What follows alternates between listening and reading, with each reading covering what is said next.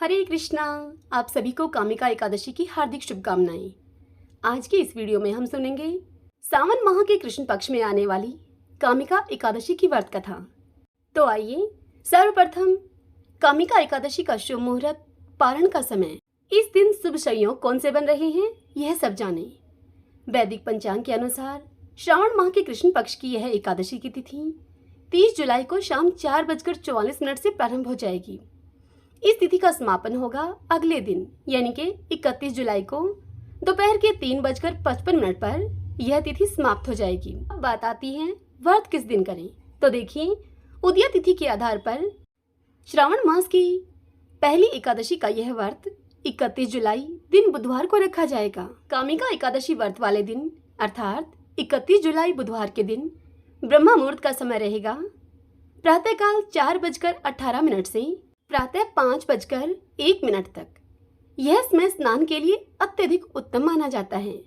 व्रत वाले दिन सूर्योदय 5:42 पर होगा और उसके बाद से आप कामिका एकादशी की पूजा कर सकते हैं, क्योंकि इस दिन पूरे दिन सर्वार्थ सिद्धि योग बना रहेगा। एकादशी के दिन भगवान लक्ष्मी नारायण की पूजा करने से उतना ही फल मिलता है जितना कि काशी या पुष्कर में स्नान करने से मिलता है। जो इस व्रत को करता है वह कुयोनी में नहीं जाता है। यदि आप इस व्रत की पूजा के समय विष्णु जी को तुलसी के पत्ते अर्पित करते हैं तो आपके द्वारा ऐसा करने से आपके सारे पाप मिट जाएंगे। इस व्रत का पारण 1 अगस्त गुरुवार के दिन करेंगे। पारण का समय रहेगा सुबह 5:43 से सुबह 8:24 के बीच में। इस समय में आप कभी भी पारण करके व्रत को पूरा कर सकते हैं।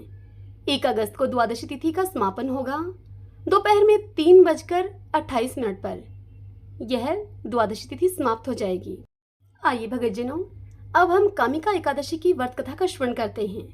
सभी बोलिए विष्णु भगवान की जय। ओम नमो भगवते वासुदेवाय। युधिष्ठिर ने पूछा गोविंद से, हे वासुदेव, आपको नमस्कार है। श्रावण माह के कृष्ण पक्ष में कौन सी एकादशी होती है, उस एकादशी का वर्णन कीजिए। तब श्री कृष्ण बोले युधिष्ठिर से कि हे राजन, सुनो, मैं तुम्हें एक पाप नाशक उपाख्यान सुनाता हूँ, जिसे कि पूर्व काल में ब्रह्मा जी ने नारद जी के पूछने पर उनसे कहा था।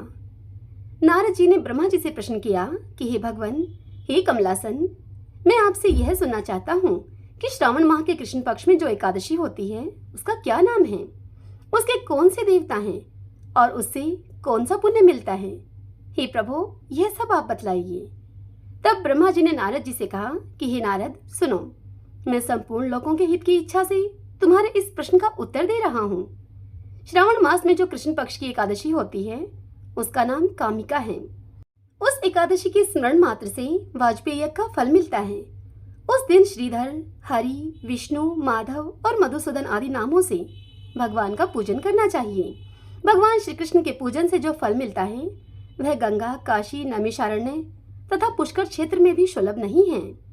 सिंह राशि के बृहस्पति में होने पर तथा व्यतिपात और दंड योग में गोदावरी नदी में स्नान करने से जिस फल की प्राप्ति होती है वही फल भगवान श्री कृष्ण के पूजन से भी मिलता है। जो समुद्र और वन सहित समूची पृथ्वी का दान करता है तथा जो कामिका एकादशी का व्रत रखता है वे दोनों समान फल के भागी माने गए हैं।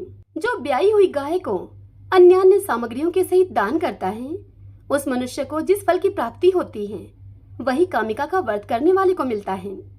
जो नरश्रेष्ठ श्रावण मास में भगवान श्रीधर का पूजन करता है उसके द्वारा गंधर्वों और नागों के सहित संपूर्ण देवताओं की पूजा हो जाती है। अतः पाप भीरु मनुष्यों को यथाशक्ति पूरा प्रयत्न करके कामिका एकादशी के दिन श्री हरि का पूजन करना चाहिए। जो पाप रूपी पंख से भरे हुए संसार समुद्र में डूब रहे हैं उनका उद्धार करने के लिए कामिका का व्रत सबसे उत्तम है। अध्यात्म विद्या प्रायण पुरुषों को जिस फल की प्राप्ति होती है उससे बहुत अधिक फल कामिका व्रत का सेवन करने वालों को मिल जाता है। कामिका का व्रत करने वाला मनुष्य रात्रि में जागरण करके न तो कभी भयंकर यमराज का दर्शन करता है और न ही कभी दुर्गति में पड़ता है। लालमणि, मोती, वैदुर्य और मूंगे आदि से पूजित होकर भी भगवान विष्णु वैसे संतुष्ट नहीं होते हैं जैसे कि तुलसी दल से पूजित होने पर वे होते हैं।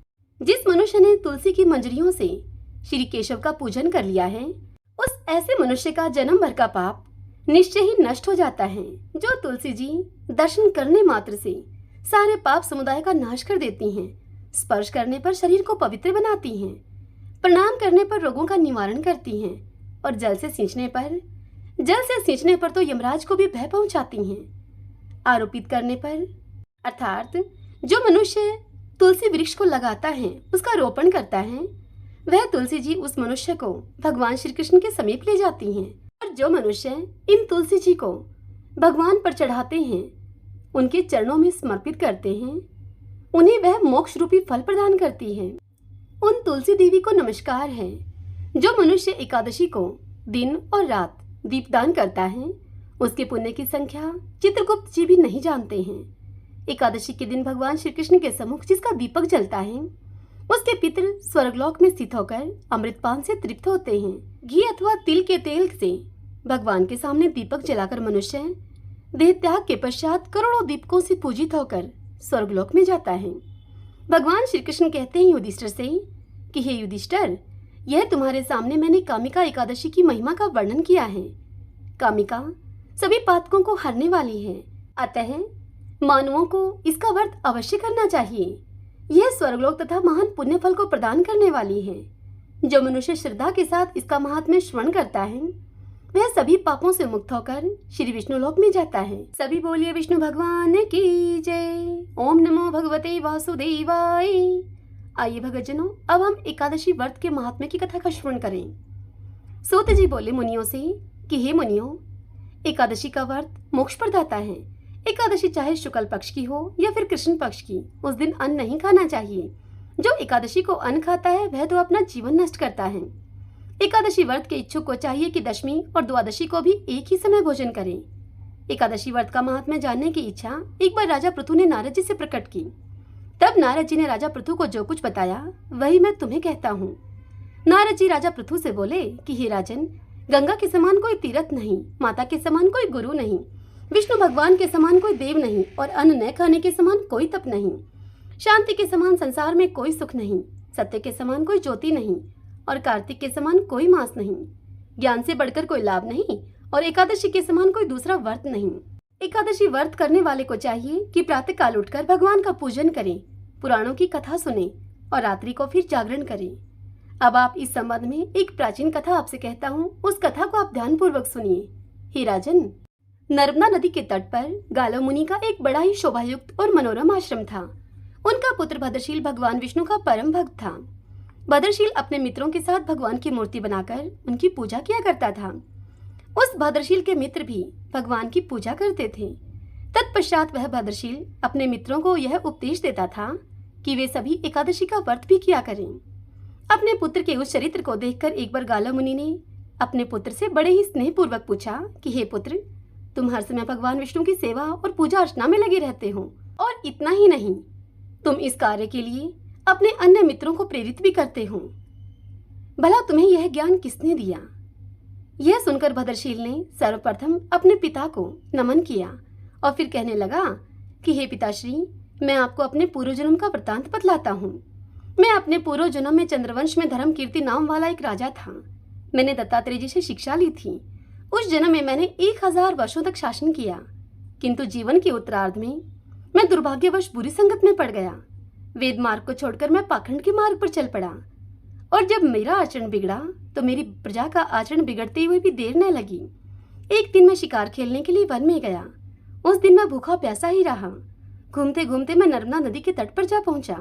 संयोगवश उस दिन एकादशी की तिथि थी। वहां पर अनेक वैष्णव भगत भगवान का कीर्तन कर रहे थे। मैं भी वहां पर भूखा प्यासा पड़ा रहा और रात्रि भर उस कीर्तन को सुनता रहा, क्योंकि भूख के कारण मुझे निंद्रा नहीं आ रही थी। प्रातः होने पर इधर उनका कीर्तन समाप्त हुआ और उधर मेरे प्राण निकल गए। अब यमदूत मुझे लेकर चित्रगुप्त जी के पास जा पहुंचे। चित्रगुप्त ने यमदूत से कहा कि मैंने बहुत सारे पाप किए हैं, किंतु एकादशी व्रत के बाद चूंकि मेरे प्राण निकले हैं, इस कारण से मैं सभी पापों से मुक्त हो गया हूँ। यह सुनते ही स्वयं यमराज ने मुझे प्रणाम किया और फिर अपने दूतों को बताया कि एकादशी का व्रत करते हुए जिसके भी प्राण निकले हों, वह स्वर्ग का अधिकारी होता है। जो कोई अनजाने में भी एकादशी का व्रत करता है, उस ऐसे मनुष्य के सभी पाप नष्ट हो जाते हैं। इसके बाद हे पिताश्री, मुझे एक सुंदर विमान में बैठाकर स्वर्ग भेज दिया गया और उसके बाद हजारों वर्षों तक इंद्रलोक और विष्णुलोक में निवास करने के बाद अब मैंने आपके यहाँ जन्म लिया है। इतनी कथा सुनाकर नारद जी राजा पृथु से आगे बोले कि हे राजन, एकादशी व्रत की महिमा तो अपार है। जो भी मनुष्य श्रद्धा भक्ति से इस कथा को पढ़ता है अथवा सुनता है, उसके सभी पाप नष्ट हो जाते हैं और सभी सुखों को भोग कर अंतकाल में वह वैकुंठ का अधिकारी होता है। श्रीमन नारायण नारायण हरि हरि, भजमन नारायण नारायण हरि हरि। भगतजनों, इस दिन हो सके तो आप शास्त्रों का श्रवण करें, पुराणों की कथा सुनें और विष्णु सहस्रनाम और विष्णु चालीसा का पाठ करें, भगवत गीता का पाठ करें। आइए अब हम 11 माता की आरती करते हैं और इस कथा का समापन करते हैं। सभी बोलिए 11 माता की जय। ओम जय एकादशी माता मैया, जय एकादशी माता। विष्णु पूजा व्रत को धारण कर शक्ति मुक्ति पाता। ओम जय एकादशी माता, तेरे नाम गिनाऊं देवी, भक्ति प्रदान करनी, गण गौरव की दीनी माता, शास्त्रों में वर्णी। ओम जय एकादशी माता, मार्ग शीर्ष के कृष्ण पक्ष की उत्पन्ना विश्व तारिणी जनमी, शुक्ल पक्ष में हुई मोक्षदा, मुक्तिदाता बन आई। ओम जय एकादशी माता, पौष के कृष्ण पक्ष की सफला नामक है, शुक्ल पक्ष में हुई पुत्रदा, आनंद अधिक रहे। ओम जय एकादशी माता, नाम षट्टिला माघ मास में कृष्ण पक्ष आवे, शुक्ल पक्ष में जया कहावे, विजय सदा पावे। ओम जय एकादशी माता, विजया फागुन कृष्ण पक्ष में, शुक्ला आमल की, पाप मोचनी कृष्ण पक्ष में, चैत्र महाबली की। ओम जय एकादशी माता, चैत्र शुक्ल में नाम कामदा, दंदिनी वाली, नाम बरुथनी कृष्ण पक्ष में, वैशाख महावाली। ओम जय एकादशी माता,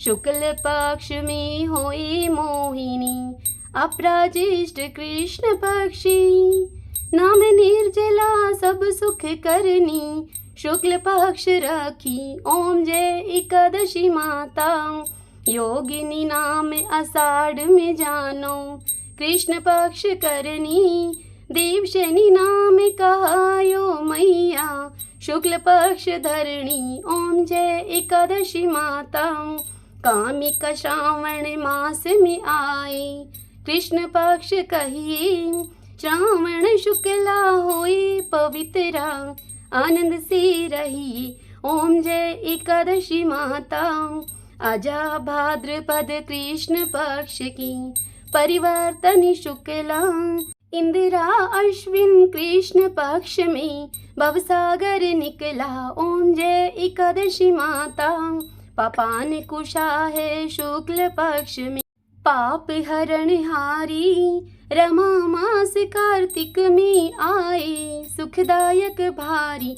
ओम जय एकादशी माता, देव उठानी शुक्ल पक्ष में, दुखनाशक मैया, पावन मास में करूं विनती, पार करो नैया। ओम जय एकादशी माता, परमा कृष्ण पक्ष में होती, जन मंगल करनी, शुक्ल मास में होए पद्मनी, दुख दारिद्र हरणी। ओम जय एकादशी माता, जो कोई आरती एकादशी की, भक्ति सहित गावी, जन गुरु दीता स्वर्ग का वासा, निश्चय वह पावी। ओम जय एकादशी माता, ओम जय एकादशी माता, मैया जय एकादशी माता, विष्णु पूजा व्रत को धारण कर शक्ति मुक्ति पाता। ओम जय एकादशी माता।